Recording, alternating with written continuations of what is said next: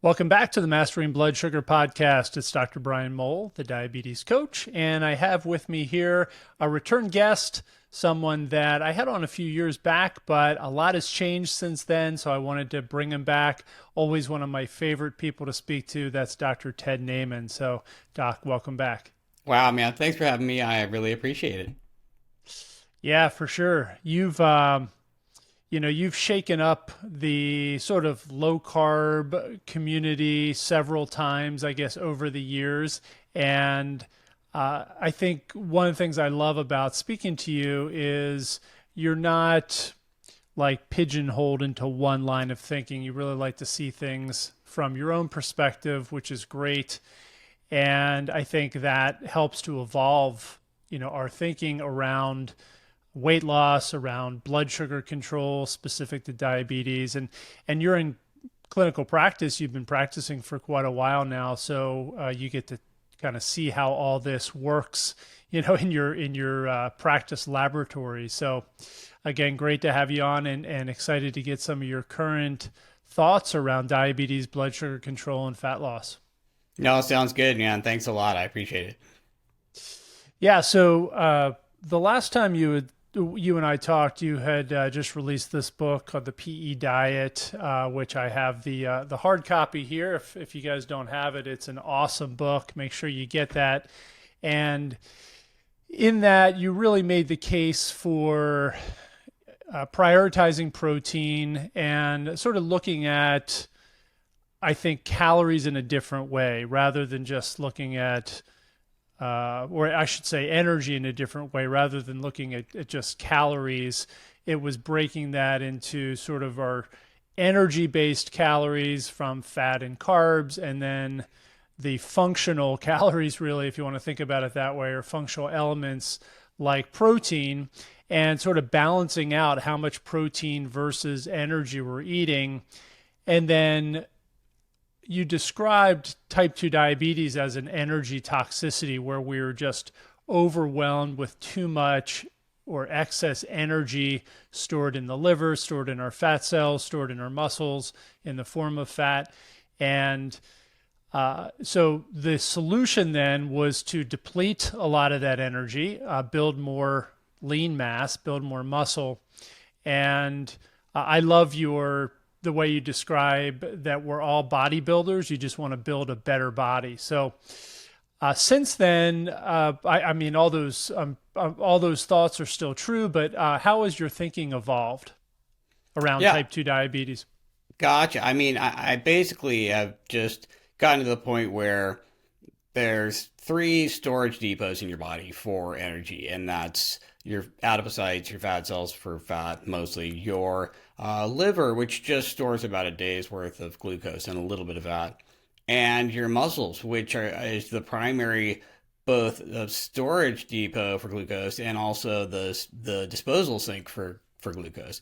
And the reality is that you're only an uncontrolled type 2 diabetic with hyperglycemia when you have overfilled all three of those storage depots, liver, muscle, and fat cells. And you can instantly be non-diabetic just by depleting all your muscle, glycogen and stored intramuscular triglycerides. If you do some super high intensity, high volume glycogen depletion workout, you'll transiently be non-diabetic afterwards. You can temporarily be non-diabetic by just fasting long enough to drain all the fuel out of your liver, mostly your stored glycogen and some fat as well. And then, of course, the long-term fix, the real slow one, is shrinking down your adipocytes, so you have more headroom for fat storage. And so the longer I do this, the more I realize that it's just basically a mechanical problem where you're filling up all your storage depots and you try to empty those out and try not to refill them every time you eat. And that basically looks like having more muscle, doing more muscle fuel depletion exercise, eating less often, and then when you do eat, eating foods that are going to make you full for less fuels that need storage somewhere. Everything you eat that's carb or fat has to go somewhere to be released later for you to burn. And the goal is to eat a satiety, but have less of those fuels that need to be stored. And that's pretty much where I've arrived. It just gets simpler and simpler honestly, the longer I do this. And there's less mysticism and less weird little rules and religious beliefs and that kind of thing. Yeah, yeah, it's a balance. And I guess the hard part then is for some people, I mean, not for everybody, but for most people, it seems like with type 2 diabetes anyway, the hard part is how to do it, right? How to eat in such a way that they are depleting energy, stored energy, so they can get back into a balance where they have more, more muscle mass and less fat mass, emptying those fat cells. Because even if you know that that's what you need to do, doing it can be difficult for many of us, right? Right, right. Although even how to do it just honestly gets simpler and simpler and more obvious to me the longer I do this. And it's really just a handful of things. The first one is to go out of your way to eat the things that you need and you should be eating, and that's protein and micronutrients and probably some fiber for satiety as well. So you just want to front load, protein. You're trying to ideally get a gram per pound of ideal body weight, or close to that. And you want to eat that before you eat anything else. So you'll have all this downstream satiety that will help you eat less calories. And so you're just targeting protein and fiber. And when you do eat carbs and fats, you want the lowest energy density carbs and fats you can get. So there's plenty of water and fiber and weight and volume for less actual fat or actual carbohydrates. So it's step one, target protein. Step two, lower the energy density of carbs and fats. Step three is avoid the hedonic, high carb, high fat, junk food, dessert stuff that everyone's addicted to, of course. But you can only do that once you've done step one and step two. So you can eat the 3 pounds of food you need every day and get the 100 grams of protein you need. And so on the diet side, it's basically target protein, lower the energy density of carbs and fats, watch out for the high carb, high fat combos, and only get close to those if you've already hit your protein and fiber targets. And then on the exercise side, it's just you need more muscle, so you have to do workouts that demand more muscle from your body. So you have to do progressive overload and challenge your muscles close to failure on a regular basis, and then do enough cardio to deplete all the stored fuels in those muscles, some sort of cardio to basically deplete glycogen. So it's pretty simple. Target protein, lower energy density of carbs and fats, avoid hedonic foods, resistance training a couple times a week with progressive overload, close to failure, high intensity, and then some sort of exercise that depletes your muscles. Usually that requires a pretty high intensity to use glycogen, and then ideally enough volume to really make a difference, And so it just comes down to those things, It's like protein, fiber, energy density, resistance training, cardio, the end, and basically body composition equals metabolic health, pretty Mm-hmm. much most of the time. So that's the formula right there. So, I'm sure you see people in your practice who have diabetes, type 2 diabetes, insulin resistance, overweight. So when you share that with them, what are some of the challenges you run into, or do people just take it and go do it? The biggest challenge is, what do I actually buy at the store and then have in my pantry and fridge and actually consume, like the actual literal foods. And I'm like, Okay. okay, this is the protein shake you want to buy and have in your fridge at all times. This is the low carbon, low fat Greek yogurt you want to have in your fridge at all times. These are the baby carrots you want for a snack at any time. These are the apples that you want to buy to give yourself some soluble fiber for a snack here and there. These are the actual high protein, high fiber, low carb breads and tortillas that you could buy.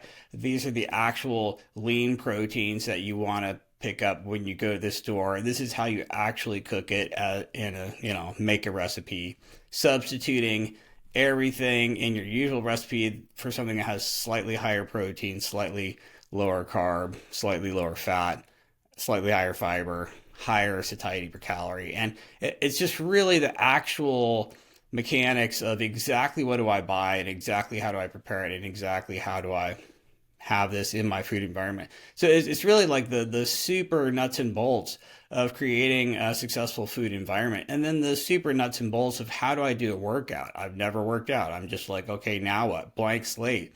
These are the three resistance training basic moves you want to do: push, pull, legs. This is how you progressively overload it. This is how you do it to failure. This is how you do it if you have no equipment. This is how you do it if you go to the gym.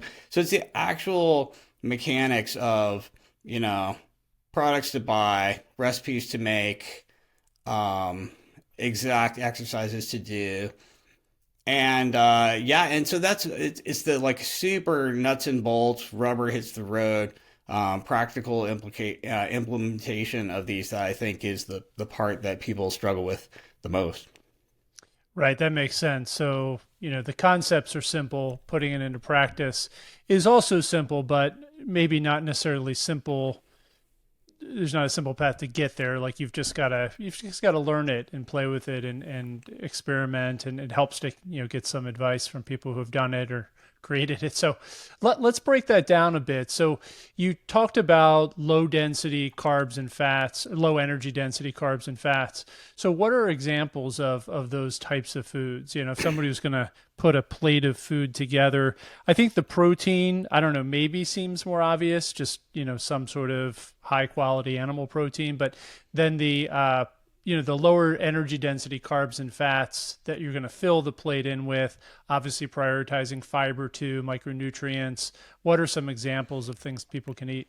Oh, absolutely. Okay, great. Yeah. So, like, okay, let's say I'm making tuna salad, and I could put mayonnaise in my tuna salad, and mayonnaise is mostly oil, and it has, this incredibly high fat density. So very little weight and volume for an absurd amount of fat grams that you have to store that you probably don't have room for when you're a type 2 diabetic. Or I could mix it with an avocado instead, So like 100 grams of avocado is only 15 grams of fat. So you got a lot of water and fiber and weight and volume for very few grams of fat versus your 100 grams of mayo is, 95 grams of fat. So that would be a perfect substitution. Salad dressing, most of your salad dressings are very high in oil. Every time you use a tablespoon, you have a lot of fat that you need to store, and you probably don't have room in your liver. You don't have room in your fat cells, and that's why your blood sugar is high all the time. But you get a dressing that is oil free or calorie free or has vinegar in it, or you buy these, Walden Farms salad dressings that all the bodybuilders and bikini models use with no fat at all, no oil at all. It's mostly vinegar. You can make dressings out of Greek yogurt. You can make dressings even with like buttermilk or something that's going to have a lower fat density than anything oil based. So, oil free dressings, substitutes for mayonnaise, cooking with just a light spray of olive oil instead of like a half stick of butter, because every single gram of fat you eat literally has to be stored somewhere usually in your fat cells, only to be released later for you to run your body off of. And if you can eat this satiety with as few of those grams as possible, you're just going to have lower blood sugars tomorrow morning. That's how it works. If I drink a cup of oil right now, tomorrow morning, my blood sugar is going to be way higher than it was before. If instead I just eat, a couple cups of low fat cottage cheese and very little fat at all, then I'm going to wake up tomorrow and my blood sugar is going to be much, much better because I didn't have as much fat to store, which doesn't increase my insulin resistance even higher and have my cells refusing glucose. So it really comes down to a war of grams when it comes to these carb and fat density products. And on the fat side, it's just trying to find things to use besides a refined fat, oil-free products, and cooking with a light spray of olive oil instead of, a whole bunch of butter. And that's kind of how you do it. And then on the carb side, obviously you're avoiding, added sugars. How do you feel about starchy vegetables? Where do they fit in? Things like potatoes and, other high starch veggies. Right. So I used to be afraid of trace carbs. I was like, oh, I would never eat a carrot because there's trace carbs in there. Now I realize that carrots are just have a massive amount of water and fiber and weight and volume for the actual carbohydrate calories. It's absurd. Like you would literally have to eat 18 pounds of carrots to get your 2,400 calories in a day. And you absolutely could never even come close to that. So they're actually a phenomenal snack with a very high satiety per calorie. And, so I like tubers. I like tubers. I eat potatoes all the time, but there's absolutely no added fat. I air fry them. So what I'll do is I'll take your baby potatoes, right? I throw them in the air fryer for 15 minutes on, 380 or 400 or whatever. Then I take them out and cool them and smash them all with the bottom of a cup or a mug or a, some heavy object that can smash them all. Put them back in the air fryer. Put some vinegar, malt vinegar or something on them, and air fry them again. And I have these crispy smashed potatoes with vinegar. They've been cooked and cooled. There's absolutely no fat whatsoever. Incredibly delicious, incredibly tasty, really high satiety per calorie. Now, of course, this is mostly carbohydrates, so this is just a side dish to a giant quantity of protein, which is what I'm really after. So I'm eating a skinless chicken breast or a piece of fish or some ultra lean beef. So these potatoes are just a side dish to something very high in protein. They also don't have a ton of fiber. So I'm also eating something with a lot of fiber at that meal, asparagus or salad or something like that. I'm targeting the protein, targeting the fiber, but I do need some amount of non-protein energy calories, and a cooked and cooled tuber with no added fat is brilliant. It's spectacular. That actually has a quite good satiety per calorie. And that's how I go from being terrified of carbs, eating zero carbs, lower is better, zero is the best, to now I'm like, okay, I need to eat a certain amount of carbohydrate to not have carbohydrate hunger. Humans have an appetite for carbohydrate, and for a good reason. So I eat a certain amount, but these are carbohydrates that are going to have the very highest satiety per calorie and be the most satiating for the fewest calories that require storage. And that's how I'm doing it. My carbs are I'm picking carbohydrates that don't have added fat along for the ride and that have the highest satiety per calorie. And so I do like some starchy carbohydrate vegetables that in the past, when I was dogmatically low carb, I would never eat a potato. Oh my God, that's pure carbs. It's just like, why would I eat something that's raising my blood sugar when I'm diabetic? But now that I understand that type 2 diabetes is mostly a disease of too much fat in your body, and there's just this tiny little layer of glucose floating on top of all that fat. Um, Now that I realize that, now that I understand how it really works, how it's really running out of storage, and the biggest storage depot is fat, and the biggest contributor to that is dietary fat, which should be looked at in the same way we look at carbohydrates, where you're trying to lower the density of these fat and carb molecules that need to be stored somewhere, and you don't have room for them. So now that I understand that, I'm not as afraid of carbohydrate. I can treat carbs and fats a little bit more agnostically, and to me, they're both non-protein energy sources that need to be stored somewhere, and you may or may not have room for that. So it just definitely frees you up to have a lot more foods that are available to you. You don't have to cross as many things completely off the list. You know what I mean? You mentioned skinless chicken breast and fish and so forth. When you look at your protein sources, or you can we can discuss this maybe in different ways.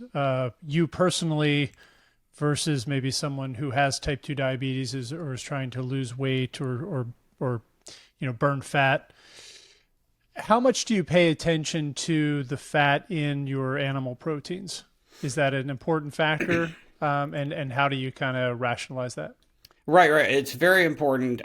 Two things. Number one, I always buy the leanest proteins I can reasonably get, because I will be adding fat to it in the cooking process. I'm going to have to cook with some amount of fat, added fat, even if it's a spray of olive oil. There will be some sort of side condiment, some sort of sauce, some sort of I'm adding something to it that's going to add fat. It's very, very easy to add more fat. I could add a ton of fat if I wanted to. Um, but if I start out with a really fatty protein, it's kind of just downhill from there. I can't unfat it as easily as I can add fat to it, if you know what I mean.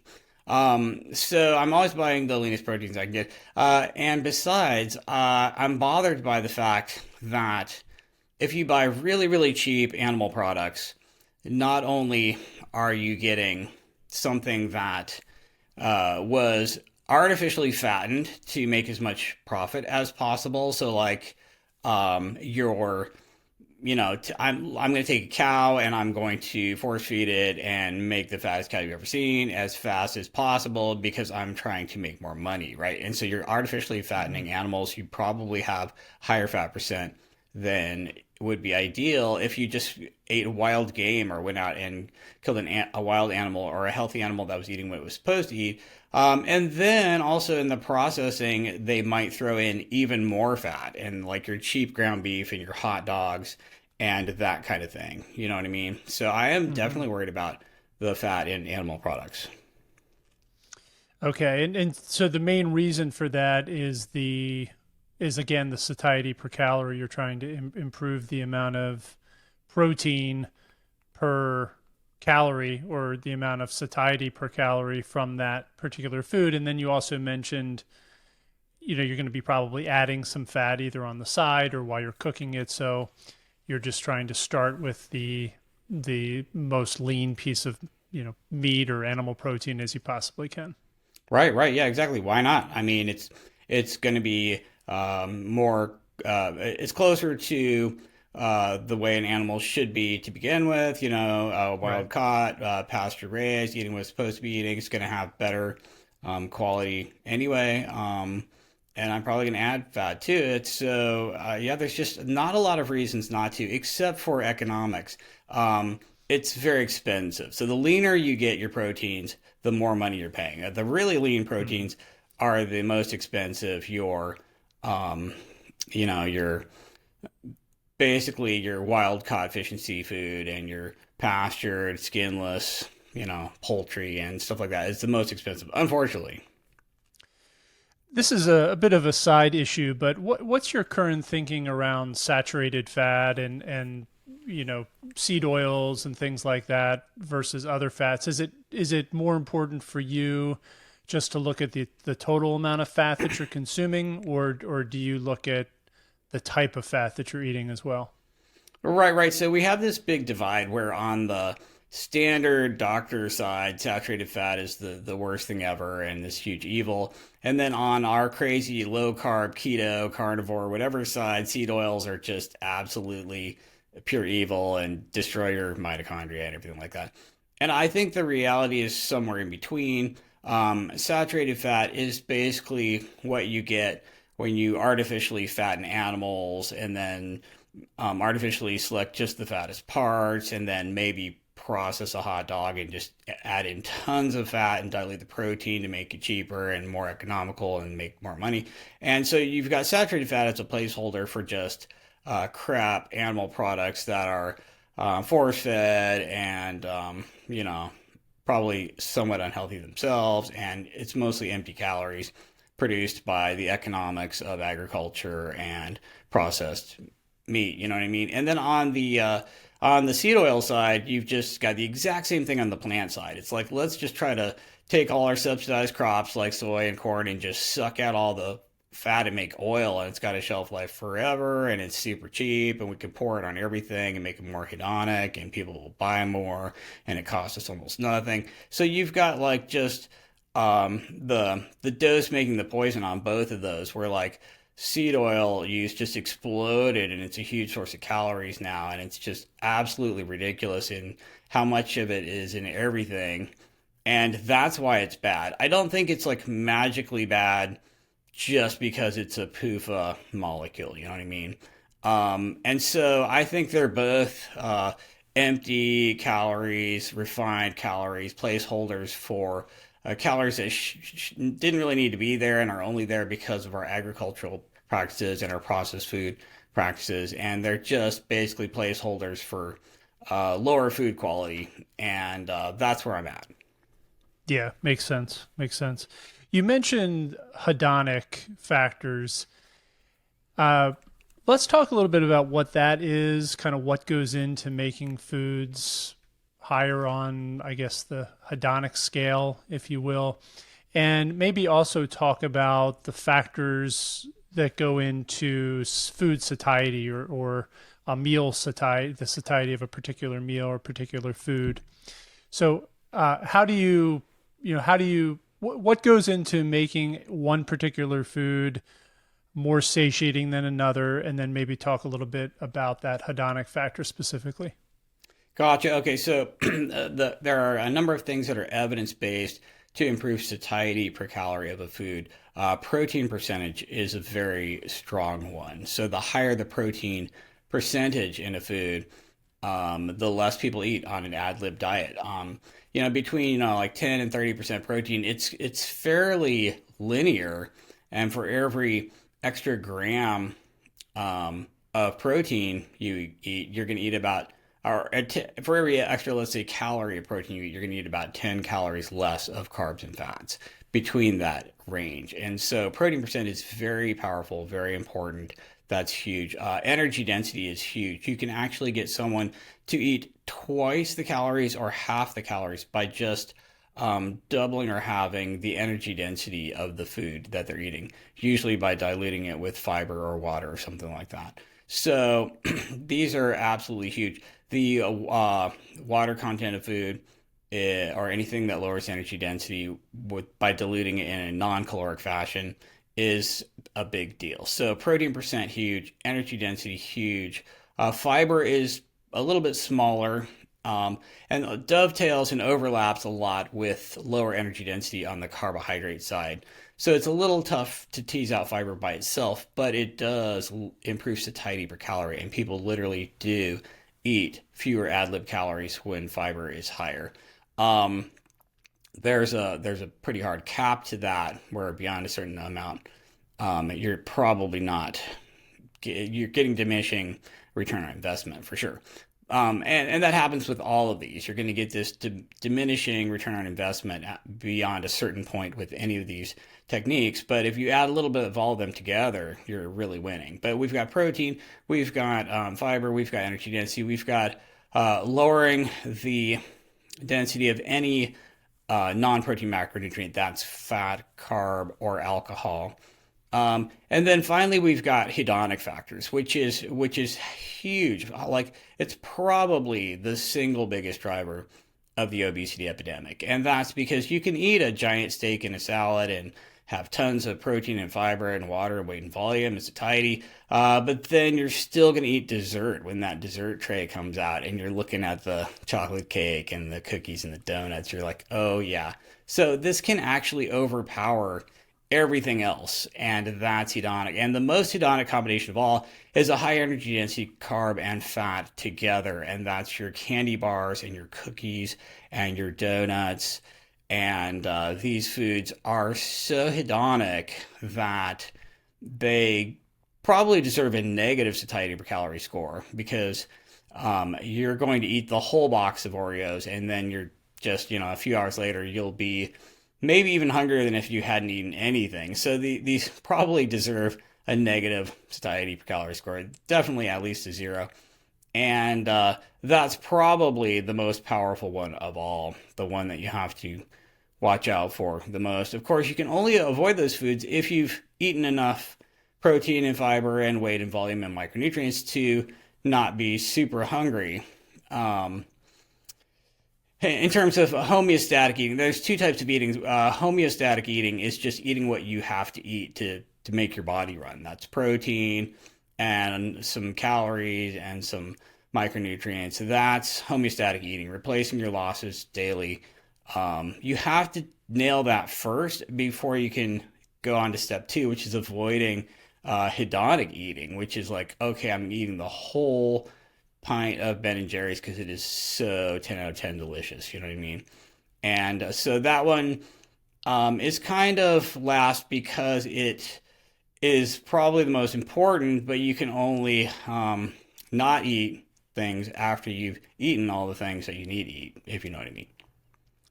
Right, right. Yeah, so some of these foods can be a bit confusing, I think, because some of them are natural foods and in and of themselves maybe pretty healthy, but they still can have a little bit too high of a hedonic factor. Like one for me is almond butter. Like I could sit down and eat an entire jar of almond butter if I was, pairing it with an apple or even carrot sticks or something like that. Whereas the carrot sticks themselves would be totally fine. The apple probably would be fine. But when you throw almond butter with it, now it becomes something that can easily lead to a ton of excess energy. So, how do you? I know you've done some calculations here, and we'll talk in just a minute about Hava, this app and website and company that you've helped uh, create, and how we can use that to maybe measure some of these things, which is really cool. But what goes into the hedonic factor of a food? Is it just protein plus carbs, or is there more to it? Well, the hedonic factor, um, in the scientific literature right now, there are a couple things that tend to make things hedonic. First is a combination of high fat and high sugar together, some sort of simple carbohydrate and fat together. So having enough of both of them is just extremely hedonic, and that's all of your cookies and your donuts and your candy bars. And this is a super hedonic combination. I think this is probably the most powerful one. But then you also have combinations of just a high fat density with salt. So that's your salted nuts. You know what I mean? You're going to eat so many more roasted salted nuts than you'll eat just plain raw. Your blanched almonds, you're not going to eat as many as the salted ones. And so a combination of fat and salt together is hedonic. This is why you can feed a high fat cheese or a pepperoni or something to lab animals like rats or mice, and they will overeat it even though it has no carbohydrate in it. So fat plus salt is a combination by itself. High carb plus salt, even without fat, is a combination by itself. That's your pretzels. You can buy things like pretzels that don't have any fat in them, but it's still somewhat hedonic because of a high carbohydrate or even starch. It doesn't have to be sugar, density plus salt. And so you've got the salt as kind of a little bit of an add-on, but you have to have at least a high density carb or fat with some salt, or carb and fat together with or without salt. And of course, at some point they all start blending together, and you see like a high carb, high fat, a little bit of sugar, a little bit of salt. We're throwing them all in there, and then it's extra hedonic and tasty. So what we've done with Hava, and yeah, thank you for asking about that. I'm working with Andreas Einfeld, Dr. Einfeld of Diet Doctor fame, on this new spinoff Hava, and we have an app called Hava Eat. It's for it's in the Google Play Store and the iPhone App Store. And what this does is it allows you to take a picture of your food or search for a food or a meal or a combination or whatever, and it reports back satiety per calorie by breaking it down into four different pillars. The first one is protein percent of calories. The second one is the energy density. The third one is fiber, grams of fiber per 1,000 calories. And then the fourth one is hedonics, and this is mostly looking at the mixture of carb and fat together, plus the density thereof, or adding sodium to, high carb or high fat items. And so you can kind of look at any food and have an idea of what the satiety per calorie is going to be, and then also what makes it good or bad. Is this good because of it's a high protein food? Is it bad because it's a hedonic combination? You can kind of see these different factors for all of your foods, and it's just a way of helping people make tiny little changes that would actually help them out with this war of grams every day. If I could substitute something that has a little higher protein or a little higher fiber, a little lower energy density, a little bit less carbs, a little bit less fat, a little bit less hedonic, then I can eat food that's good. It's like, 7 out of 10 good. It's not 10 out of 10 mind-blowingly good. Haagen-Dazs, 3 times a day or whatever. But it's pretty good. And it's good enough that I like it and I enjoy it and I can sustain it. But it's slightly higher than what I was eating before in terms of satiety per calorie. So I can automatically eat less calories, even though I'm eating to satiety and enjoying my food.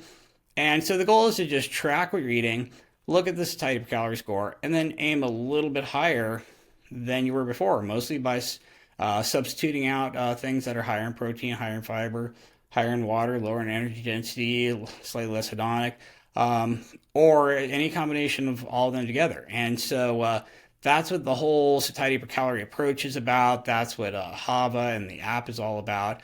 And it's kind of a way of combining all the diet religions together in an agnostic fashion. And I do think it appeals to people who don't want to be super, super polarized, either just I'm just low carb or I'm just low fat or it's almost like politics where it's kind of down the center, you know what I mean? It's a good Hmm. centrist kind of approach. Yeah, yeah. I saw Andreas's talk out in Denver last year, and he discussed that a lot. How each of the most popular diets can really be explained through this lens of satiety per calorie. In other words, why they're successful when they're successful, and so I like that. It's a way to sort of bring all these together. And it also explains why some types of eating is just pure failure, like the standard American diet or the global diet, as we're calling it now. When you combine foods that are highly hedonic with foods that have high energy density and low nutrient density and so forth. So yeah, it's a good model. And I love the app and gives you a way to sort of quantify it. Are there any surprises, like as you were inputting data or coming up with the algorithm here for this or testing it? Is there anything that surprised you, or are there any foods that you think might surprise people listening that are either lower or higher on the satiety score than you might think? Absolutely. Like, I came at all this from a pretty dogmatically low carb place where like I didn't eat tomatoes and cucumbers and apples and peppers for years back in the day. And what I realize now is that all these foods have like pretty damn good satiety per calorie. And so now I eat a lot of apples and carrots and berries, and I'm just eating more carbohydrate foods that I thought were just I would never eat them, and I realized that actually some of the higher fat, lower carb things that I was eating before were fairly terrible. And I think that people who come at this from a really dogmatically low carb space will it will actually, it's kind of a relief because it explains so many of the things that you have to turn a blind eye to that are black swans to ultra low carb, like you know all the fitness people who are eating tons of apples and carrots and berries and carbs and just tweaking the fat a little lower instead of the carbs are just as successful or more successful than your diehard low carbers. And so you have to just ignore all that and put blinders on and just intentionally look away and be in your little silo. When you're just strict dogmatic keto low carb, you can't explain away all these huge groups of people who are having success on the plant side or on the lower fat side or the fitness bros on the high protein side. Like you can't explain any of that. But if you kind of zoom out and look at all this through a sort of a neutral, agnostic, satiety per calorie lens, suddenly it all just starts making sense and it all just fits. And you're like, okay, maybe it doesn't have to just be low carb. Maybe that all of these factors converge and you can use them all together, and that kind of explains everything. And so it just, to me, it was like a relief, and I'm like, okay, now I don't have to cherry pick studies and intentionally try to wave my hands and explain away things that don't match up. And well, this was only successful because it was really low carb all along and they just didn't know it. Now I'm like, oh no, actually, all of these approaches help somewhat, and you can add them all together. And Hmm. that's it. So it was a surprise to me that a lot of these carbohydrate foods that for years I never touched, I can now eat a ton of, daily. I'm just eating, half a dozen apples a day sometimes. It's not something that I have to be afraid of, and it does fit in. And it's still way lower carbohydrate than the standard American diet. I'm probably eating, half the carbs that the average American does, but I don't have to be so dogmatic about it. Right, right. Interesting. There's a couple categories of food that I don't think I've heard you mention. One would be beans and legumes, and the other would be like whole grains. How do you look at those now? Has your view of those or whatever your opinion of those evolved at all? How do they fit into the satiety scale, and do you think they belong in most people's diets? Excellent question. Thank you so much for asking that. So, legumes. There was so many reasons for me to not eat legumes before. They're just, carbohydrate bombs. They're not paleo. They've got lectins and phytates and all these things. So I didn't eat legumes for years. I love legumes. Legumes are amazing. Legumes are spectacular. Legumes are for sure, a full stop, the best food you have available if you're plant-based. And you please be eating the hell out of legumes if you're plant-based. And so legumes can be actually amazing. So like you've got soybeans are, 45% protein by calories. This is amazing. Lupini beans are, 50% or a little higher. Your lentils are a solid 40% protein by calories. Your black beans are really good. All of these legumes are extraordinarily solid and score extremely well in satiety per calorie. They're nailing the protein percent. They're nailing the low energy density. They're nailing the fiber. And if you cook these things properly, you really do not have to worry about things like phytates and lectins. These are all denatured and neutralized by just properly cooking them. I don't recommend, grinding up raw kidney beans and eating them. That's probably going to be bad. But if you properly cooked, all of these things are spectacular, and they really do end up being the very, very best thing you could possibly eat on a plant-based diet. So if you're a vegan, you need to be eating a ton of legumes or something that's a protein isolate from legumes, like basically tofu or seitan or tempeh or something that's, basically legumes. Now grains, so grains end up having a little bit lower protein percent than legumes. Your best grain is maybe quinoa or oats, and these are 13, 14, 15% protein by calories, which isn't like absolutely amazing. But if you're eating a whole grain, it's pretty good fiber. It's pretty low energy density. It's fairly good satiety per calorie. And I am eating a lot more grains than I used to eat. I will eat air popped popcorn, which is not too terrible. I will eat wild rice, brown rice. I'll eat steel cut oats, a lot of soluble fiber, pretty good satiety per calorie.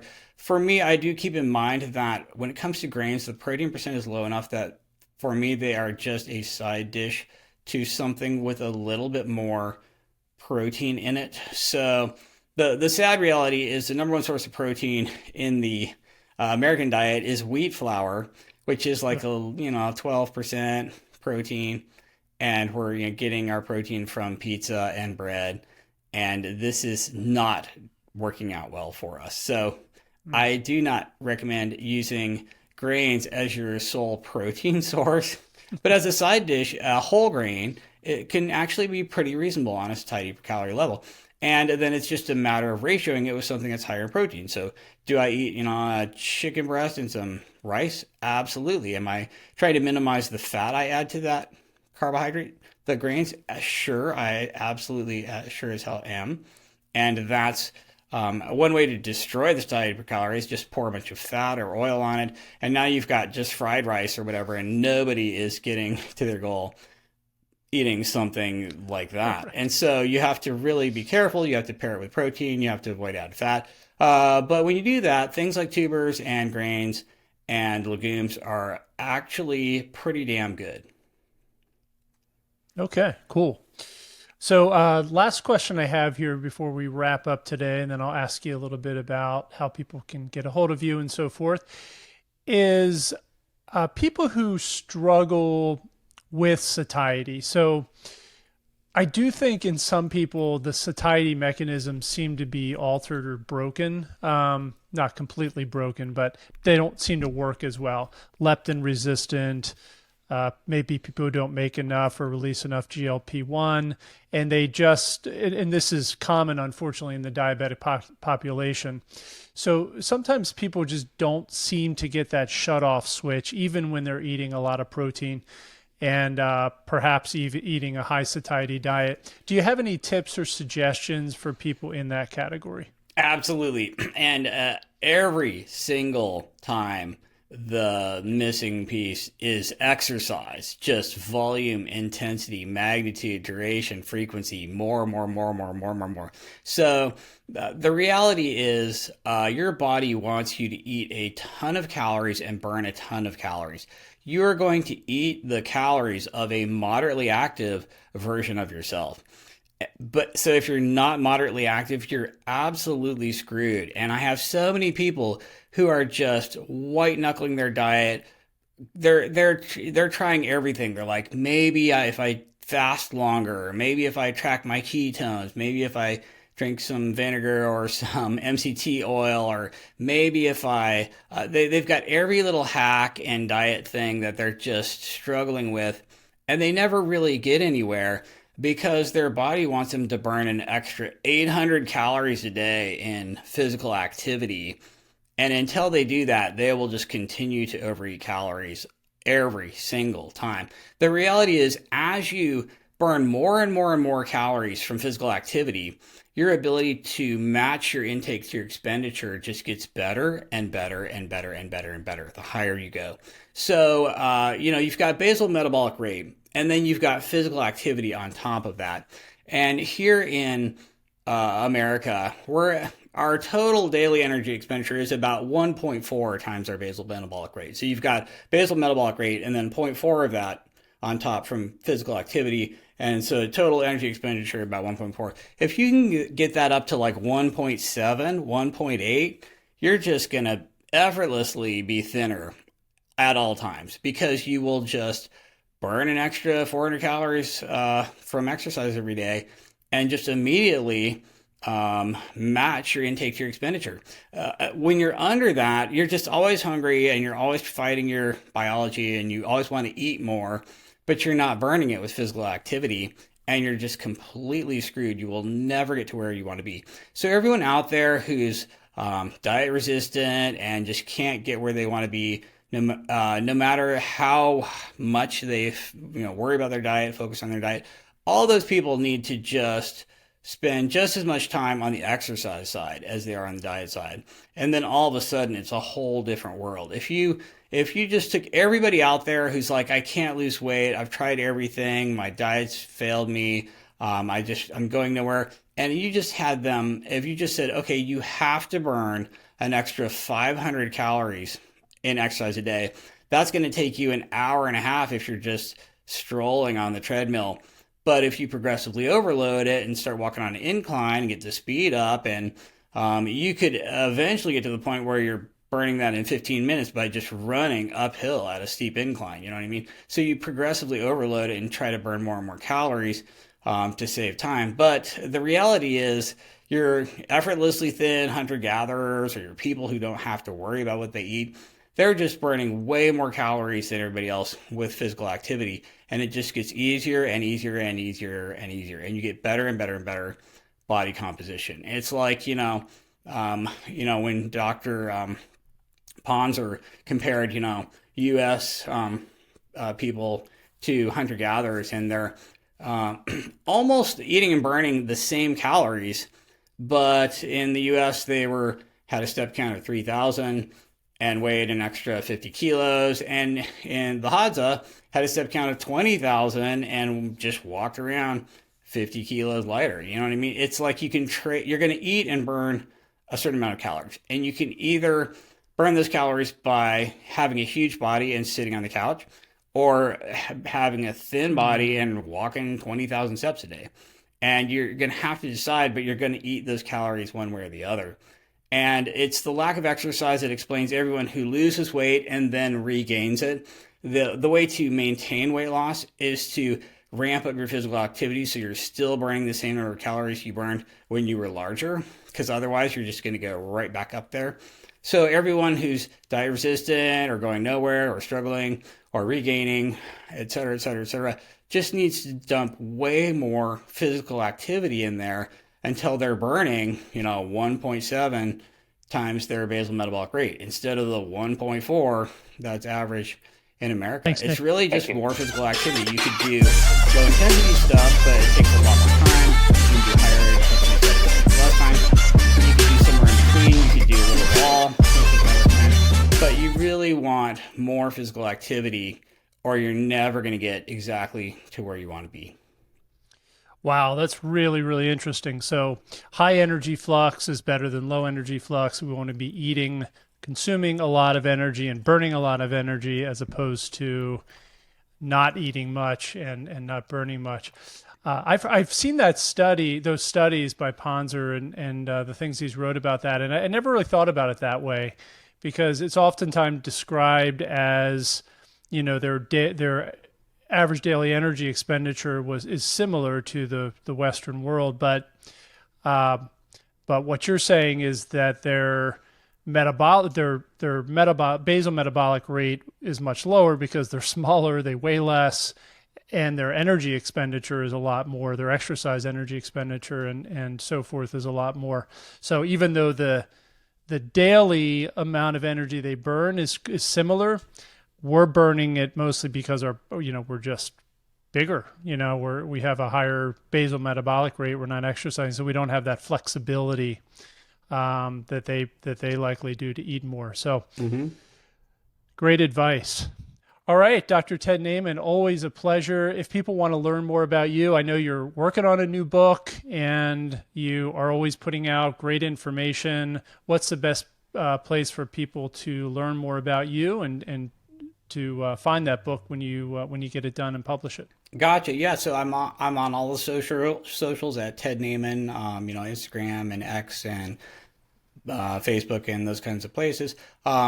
You could check out Hava.co, which is the spinoff with myself and Dr. Einfeld. Hava.co is a good way to just see what this satiety score stuff looks like.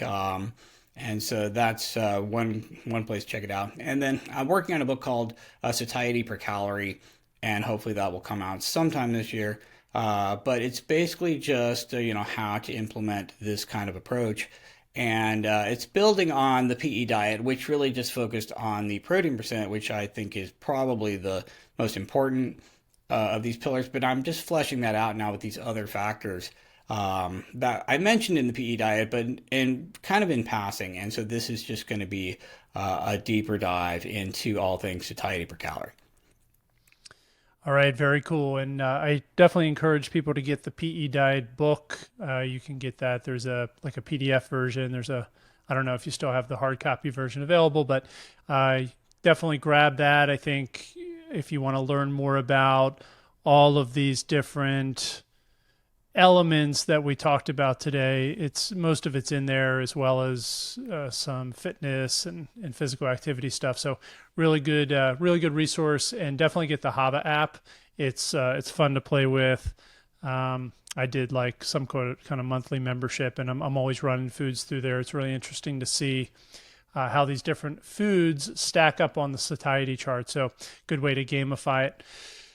Dr. Ted Naiman, thanks so much for being here. Thanks for taking the time. Always a pleasure, and hope to talk to you again soon. Yeah, thanks for having me. Great to talk to you. All right. Thanks, everybody.